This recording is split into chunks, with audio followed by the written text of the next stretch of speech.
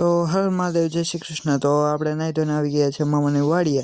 તો જો આપણે વાડીએ આવી ગયા છીએ અને આ બાજુ આપણે કુંડીએ બેસી ગયા છીએ અને પાણી આવી રહ્યું છે મસ્ત મજાનું।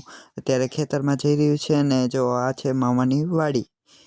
તો આવી છે મારા મામાની વાડી અને જો મસ્ત મજાનું પાણી આવી રહ્યું છે અને આ બાજુ આવ્યો તો સરગવાનું ઝાડ જોવા મળ્યું છે અને મસ્ત મજાનો સરગવો છે। અને પછી આવી ગયા આપણે આ બાજુ ને આ બાજુ હતું શેતુરનું ઝાડ।